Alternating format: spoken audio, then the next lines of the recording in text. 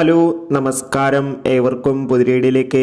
അജയൻ്റെ രണ്ടാം മോഷണം എന്ന ചിത്രത്തിൻ്റെ മൂന്നാം ദിവസത്തെ കേരള ബോക്സ് ഓഫീസ് കളക്ഷൻ റിപ്പോർട്ടാണ് ഇന്നൊരു വീഡിയോ ഭാഗത്ത് ഉൾപ്പെടുത്തിയിരിക്കുന്നത്. വീഡിയോയിലേക്ക് മുൻപ് വീഡിയോ ലൈക്ക് ചെയ്യുക, ചാനൽ സബ്സ്ക്രൈബ് ചെയ്യുക. ഈ വരുന്ന സെപ്റ്റംബർ മാസം ധാരാളം ചിത്രങ്ങൾ OTT റിലീസ് ചെയ്യാൻ പോവുകയാണ്. നമ്മുടെ ചാനൽ ഭാഗം പരിശോധിച്ചാൽ നിങ്ങൾക്ക് കാണാം. ജിതിൻ ലാലിൻ്റെ സംവിധാനത്തിൽ ടൊവിനോ തോമസ്, ബേസിൽ ജോസഫ് എന്നിവരൊക്കെ പ്രധാന കഥാപാത്രങ്ങളായ ചിത്രമായിരുന്നു അജയൻ്റെ രണ്ടാം മോഷണം. ചിത്രത്തിന് പോസിറ്റീവ് റെസ്പോൺസ് തന്നെയാണ് പുറത്തുനിന്നുകൊണ്ടിരിക്കുന്നത്. അതുകൊണ്ട് തന്നെ എല്ലാ സിനിമാ പ്രേമികളും ഒരേപോലെയായിരുന്നു ചിത്രത്തിൻ്റെ ഓരോ കളക്ഷൻ റിപ്പോർട്ടും അറിയാൻ വേണ്ടി കാത്തിരുന്നത്.